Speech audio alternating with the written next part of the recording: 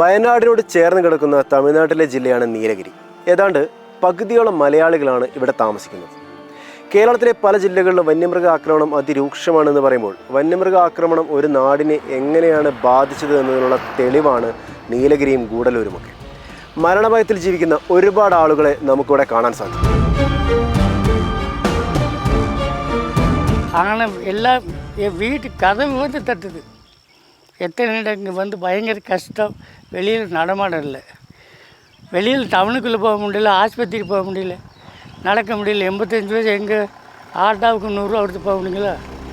കഷ്ടം സാർ. 4 മാസം മുന്നേ എൻ്റെ വലിയ അമ്മോന് ഇത് വീടിന് മുറ്റത്ത് വെച്ചിട്ട് തന്നെ ആന അടിച്ച് മരിച്ച്. പേടി കൂടിയ ഒരു ജീവിതമാണ് ഇവിടുത്തെ ജീവിതം. പകൽ വന്ന് നോക്കിയാൽ ഒരു സ്വർഗമായ സ്ഥലമാണ്. പക്ഷേ രാത്രി ഒരു 6 മണിൻ്റെ ശേഷം, വൈകിട്ട് 6 മണിൻ്റെ ശേഷം ഭയങ്കര ഒരു എന്താ പറയുക, വളരെ മോശമായൊരു പേടി ആവുന്നൊരു സ്ഥലമാണ്.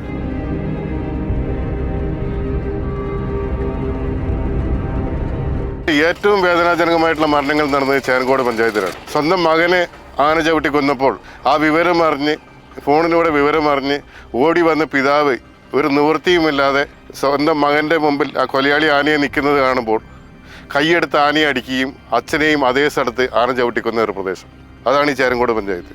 സ്വന്തം മകളെ ആനയുടെ മുമ്പിൽപ്പെട്ട് ആന ചവിട്ടി കൊല്ലുമെന്നുള്ള നിലയിൽ അമ്മ ഓടിപ്പോയി മകളെ വലിച്ചു മാറ്റി ആനയുടെ മുമ്പിൽ നിന്ന് ആ അമ്മയും മരണമടഞ്ഞൊരു സംഭവം.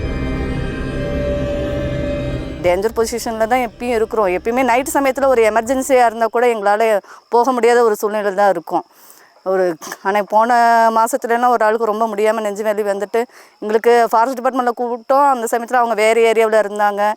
நாங்கள் தான் பந்தெல்லாம் பிடிச்சிட்டு தான் அந்த ஏரியாவுக்கு போக வேண்டியதாக இருக்குது. மேலே போகிறதா இருந்தாலும் ரொம்ப ஒரு பிரச்சனை தான் எங்களுக்கு இந்த சமயத்தில். இப்போ அது மட்டும் இல்லை, யானையோட பிரச்சனை மட்டும் இல்லை, எல்லாமே இருக்குது சொல்கிறாங்க.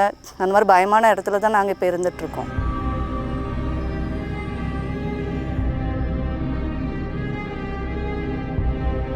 വന്യമൃഗങ്ങളുടെ ശല്യം എന്ന് പറഞ്ഞാൽ ഭയങ്കരമായി ഇവിടെ നടന്നുകൊണ്ടിരിക്കുകയാണ്. ഒരു കൃഷിക്കാരൻ അതിനെ റെസിസ്റ്റ് ചെയ്യാനോ അതിനെ അതിജീവിക്കാനോ പറ്റാത്ത സ്ഥിതി. ഒരു മൃഗത്തിനെ ഫെൻസിങ് ഇടാൻ പോലും നമ്മുടെ ഫോറസ്റ്റ് ഡിപ്പാർട്ട്മെൻറ്റ് ഇവിടെ അനുവദിക്കുന്നില്ല. ഇതിപ്പം നമ്മൾ ഇന്ത്യ രാജ്യത്ത് മൊത്തത്തിൽ അനുഭവിക്കുന്ന ഒരു കൃഷിക്കാരൻ്റെ ഒരു വേദനയായത്. കൃഷിക്കാരൻ്റെ ഭൂമിയിൽ ഇറങ്ങുന്ന വന്യമൃഗങ്ങളെ, കൃഷി നശിപ്പിക്കുന്ന വന്യമൃഗങ്ങളെ അതിനെ അതിജീവിക്കാൻ റെസിസ്റ്റ് ചെയ്യാനുള്ള അവകാശം കോടതി മുഖാന്തരം കിട്ടേണ്ടതാണ്.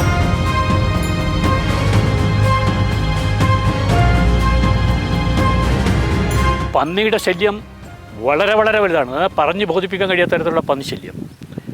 ഒരു മാസത്തിൽ 2 പേരെയെങ്കിലും കൊന്നുകൊണ്ടിരിക്കുന്ന ഈ പറഞ്ഞിരിക്കുന്ന ഒരു നിയോജകമണ്ഡലത്തിൽ, ഗൂഡല്ലൂർ നിയോജകമണ്ഡലത്തിൽ കർഷകർ മരിച്ചുകൊണ്ടിരിക്കുകയാണ്. 2 മരണമെങ്കിലും നടക്കുന്നുണ്ട്. ഗൂഡല്ലൂരിലെ ഓവാലി പഞ്ചായത്തിലെ അതിസുന്ദരമായൊരു സ്ഥലമാണ് എല്ലമല എന്ന് പറയുന്നത്. പുരാതന കാലം മുതൽ ഇവിടെ ആദിവാസികൾ താമസിച്ചിരുന്നു.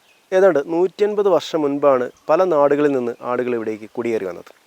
അവരിൽ പകുതിയിലധികം ആളുകൾ ഇവിടം വിട്ടുപോയി. ഭൂമിക്ക് പട്ടയം കിട്ടാത്തൊരു പ്രശ്നം ആദ്യം മുതലേ ഉണ്ടായിരുന്നു. എന്നാൽ വന്യമൃഗങ്ങൾ കൂട്ടത്തോടെ കാടിറങ്ങി വരാൻ തുടങ്ങിയതോടെ ഇവിടെ ഒരു തരത്തിലും ജീവിക്കാൻ പറ്റാത്ത സാഹചര്യമായി. പുതിയ തലമുറയിൽപ്പെട്ട ഒരാൾ പോലും ഇവിടെ ജീവിക്കാൻ താല്പര്യപ്പെടുന്നില്ല എന്നുള്ളതാണ് യാഥാർത്ഥ്യം.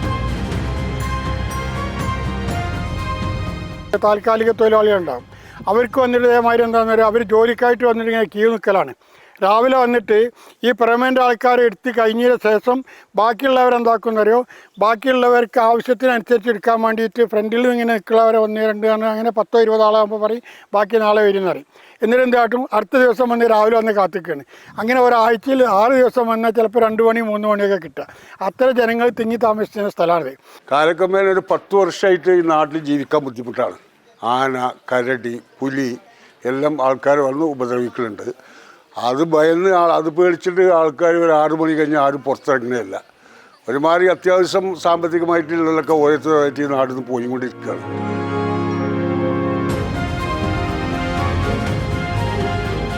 നമ്മളിപ്പോൾ നിൽക്കുന്ന ഈ പ്രദേശം ഓവാലി പൊതുവെ മനുഷ്യരെ സംബന്ധിച്ചിടത്തോളം ഒരു തുറന്ന ജയിൽ എന്ന് വേണമെങ്കിൽ പറയാം. കാരണം എല്ലാവിധ മനുഷ്യാവകാശങ്ങളെയും ഖനിക്കുന്ന എഴുതപ്പെടാത്ത നിയമങ്ങൾ നടപ്പാക്കപ്പെടുന്ന ഒരു സ്ഥലമാണ് നമ്മുടെ ഓവാലി. ഇപ്പോൾ നമ്മൾ ഈ സംസാരിച്ചുകൊണ്ടിരിക്കുന്നതിൻ്റെ തൊട്ടുപുറകെ കാണുന്ന ഒരു കെട്ടിടമുണ്ട്. ഇതൊക്കെ ഒരു കാലത്ത് നിറയെ ആളുകൾ താമസിച്ചിരുന്ന കെട്ടിടങ്ങളാണ്. ഇന്ന് അവിടെ ഒന്നും ആളുകളില്ല. അവരൊക്കെ ഏതെങ്കിലുമൊക്കെ ഒരു കാരണം, അധികം വന്യമൃഗങ്ങളുടെ ആക്രമണങ്ങൾ മൂലവും മറ്റ് പല പ്രതിസന്ധികൾ മൂലമൊക്കെ ഇവിടെ നിന്ന് നാട് വിട്ടുപോയ അല്ലെങ്കിൽ ഈ നാട്ടിൽ നിന്ന് തന്നെ മാറിപ്പോയ ആളുകളാണ്. കഴിഞ്ഞ കാലങ്ങളിൽ ഗവൺമെൻറ്റിൻ്റെ പ്രതിനിധിയായി ചീഫ് സെക്രട്ടറി സുപ്രീം കോടതിയിൽ സമർപ്പിച്ച ഒരു അഫിഡവിറ്റിൽ പറഞ്ഞിട്ടുള്ളത് ഇവിടെ ഉള്ളവരെല്ലാം 22,000-ഓളം കർഷകർ എൻക്രോച്ചേഴ്സാണ്, അവരെല്ലാം ഞങ്ങൾ അവിടുന്ന് പുറത്താക്കാൻ വേണ്ടിയിട്ടുള്ള തീരുമാനത്തിലാണ് ഉള്ളതെന്ന് പറയുന്ന വിധത്തിൽ ഉള്ള ഒരു, അതായത് ഗവൺമെൻറ് ചീഫ് സെക്രട്ടറിയാണ് ഇത് പറയുന്നതെന്ന് ആലോചിക്കണം. അതേ ഗവൺമെൻറ്റിലെ മന്ത്രിയാണ് ഇപ്പുറത്ത് വന്നിട്ട് ഇത് പട്ടയം കൊടുക്കുമെന്നും പറയുന്നത്. അപ്പോൾ വിരോധാഭാസപരമായ ഇത്തരം പ്രവർത്തനങ്ങളെ, ഇത്തരം കാര്യങ്ങളെ എങ്ങനെ സാധാരണ ജനങ്ങൾ ഉൾക്കൊള്ളുമെന്നുള്ള ഒരു വലിയ പ്രതിസന്ധിയുണ്ട്.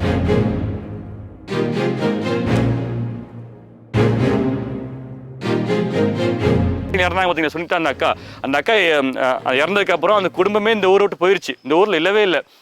ஒரு குடும்பம் போனாலும் ஒரு ஊரில் ஒரு குடும்பம் போனாலும் ஊரே அழிஞ்ச மாதிரி தானே அப்படி போயிட்டாங்க. அடுத்து குமார் குடும்பம் வந்தாங்க, குமார் குடும்பமும் அப்படி தான். ஒரு 10 லட்சம் பணம் துச்சமாக நினச்சிட்டாங்க. ஒரு யானை அடித்தா 10 லட்சம் பணம் கொடுத்தா போதும், அந்த அளவுக்கு அரசோட கவனம் போயிடுச்சு. ஆனால் வந்து எங்களுக்கு உயிர் இன்னும் நாங்கள் நாளாக இந்த மண்ணில் தான் பிறந்தேன், நான் இந்த மண்ணில் தான் வாழ போகிறேன், என் குழந்தையும் இந்த மண்ணில் தான் இருக்குது.